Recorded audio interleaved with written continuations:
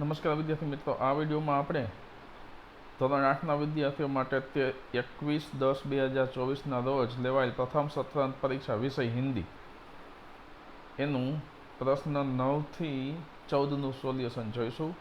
1થી 8 પ્રશ્નોનું સોલ્યુશન જુદા જુદા બે વિડીયોમાં મેં આ મારી યુટ્યુબ ચેનલ પર મૂકેલ છે.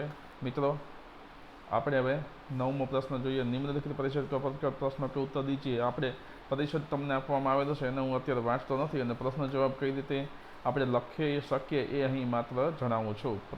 પ્રથમ પ્રશ્ન છે, એક अच्छा जंगल क्या कहलाता है? તેનો ઉત્તર આ રીતે છે, એક अच्छा जंगल जैविक भंडार घर कहलाता है. બીજું છે, जंगल को ज्यादा छांटने या खत्म करने से क्या नुकसान होता है?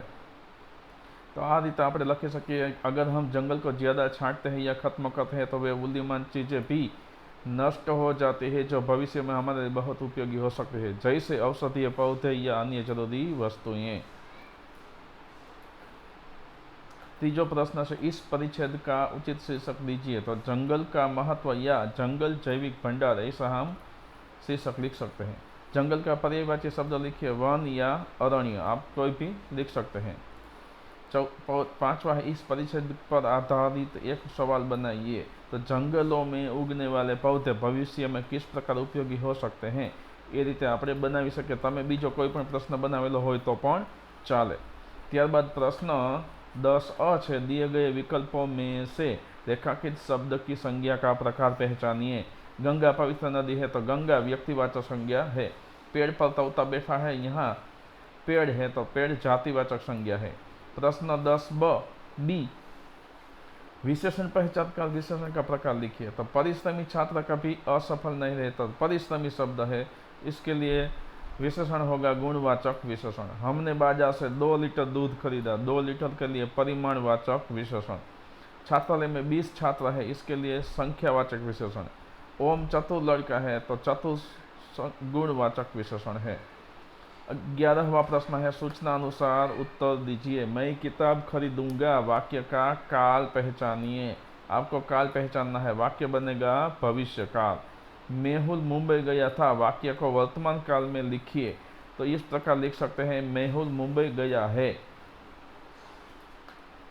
गीता आइसक्रीम खाएगी, वाक्य का भूतकाल बनाइए. तो हम बनाएंगे, गीता ने आइसक्रीम खाई. मैं अहमदाबाद जा रहा हूँ, वाक्य भविष्य काल में लिखिए. तो मैं अहमदाबाद जाऊंगा. इस प्रकार भविष्य काल बनेगा. 12वां प्रश्न है, नीचे दिए गए शब्दों का लिंग परिवर्तन करके वाक्य प्रयोग कीजिए. शिष्य, श्रेणी, शिक्षक, लेखिका. शिष्य का लिंग परिवर्तन होगा शिष्या. मैंने यहाँ पे दोनों वाक्य दिए हैं, आप शिष्य या शिष्य दोनों में से कोई भी एक वाक्य बनाएंगे तो भी चलेगा. शिष्य ने गुरुजी से ज्ञान प्राप्त किया. दूसरा वाक्य शिष्य से बनेगा, शिष्य ने अपनी पढ़ाई में बहुत मेहनत की. दूसरा है शेरनी, तो उसका लिंग परिवर्तन बनेगा शेर. शेरनी से वाक्य इस प्रकार बनाएंगे, शेरनी जंगल में अपने बच्चों के साथ थी. शेर से वाक्य बनेगा, शेर जंगल का राजा माना जाता है. शिक्षक का लिंग परिवर्तन शिक्षिका होगा. शिक्षक ने हमें गणित समझाया. शिक्षिका ने बच्चों को कहानी सुनाई. लेखक का लेखिका बनेगा, लेखिका ने एक सुंदर उपन्यास लिखा. लेखक ने अपनी किताब का विमोचन किया. 13वां प्रश्न है, नीचे दिए गए वाक्यों में से अव्यय पहचान कर लिखिए.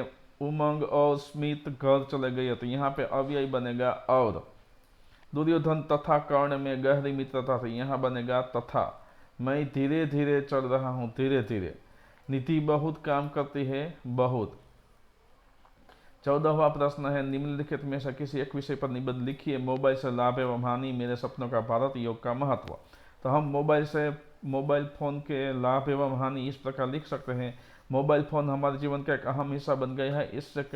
इसके कई लाभ और हानियां हैं. हम यहाँ पे लाभ इस प्रकार लिख सकते हैं, मोबाइल फ़ोन से हम आसानी से किसी से भी बात कर सकते हैं.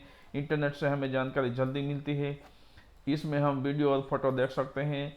मोबाइल से हम कहीं भी कभी भी संदेश भेज सकते हैं. मोबाइल में खेल खेलकर मनोरंजन किया जा सकता है. जीपीएस से हम रास्ते खोज सकते हैं. अब मोबाइल से हानि क्या होती है? मोबाइल का ज़्यादा इस्तेमाल आँखों के लिए हानिकारक हो सकता है. इसमें समय की बर्बादी हो सकती है. ज़्यादा मोबाइल इस्तेमाल करने से सिर दर्द होता है. छोटे बच्चे पर इसका बुरा असर पड़ता है।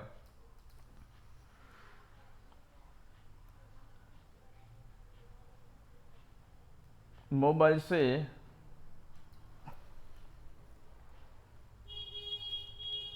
ध्यान भटकता है, जिससे पढ़ाई पर असर होता है। मोबाइल की लत से सामाजिक जीवन प्रभावित हो सकता है। इस प्रकार हम मोबाइल के लाभ और हानि लिख सकते हैं। दूसरा है मेरे सपनों का भारत।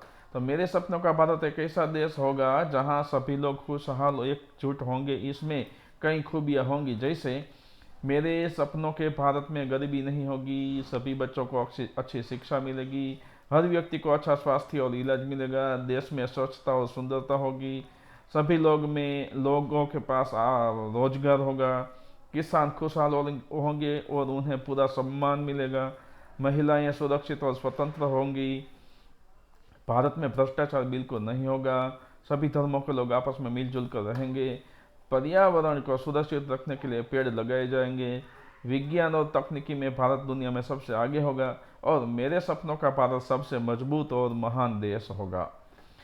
तीसरा है योग का महत्व। योग का हमारे जीवन में बहुत महत्व है। यह शारीरिक और मानसिक स्वास्थ्य को सुधारने में मदद करता है। योग से शरीर मजबूत और लचीला बनता है। यह तनाव और चिंता को कम करता है। योग से मन शांत और एकाग्र रहता है। नियमित योग करने से रोग प्रतिकारक क्षमता बढ़ती है। योग से नींद अच्छी आती है और थकान दूर होती है। यह श्वास प्रणाली को बेहतर बनाता है। योग से रक्त संचार सही रहता है। यह हमें मानसिक संतुलन और आत्मनियंत्रण सिखाता है। योग से ध्यान और एकाग्रता बढ़ती है। यह हमारे जीवन में अनुशासन लाने में मदद करता है।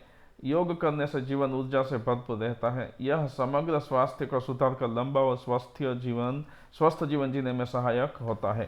तो मित्रों, इस प्रकार हमने यहाँ पे 9 से 14 प्रश्न हैं, उसका संपूर्ण सॉल्यूशन देख लिया है। मित्र, मेरी YouTube channel my students education को आप सब सब्सक्राइब करेंगे और जो छात्र हैं वह अपने दोस्तों को और जो शिक्षक हैं वह अपने शिक्षक मित्रों को और अपनी पाठशाला में अपने छात्रों को भी शेयर करेंगे। ऐसी मैं आप सबसे आशा रखता हूँ। धन्यवाद।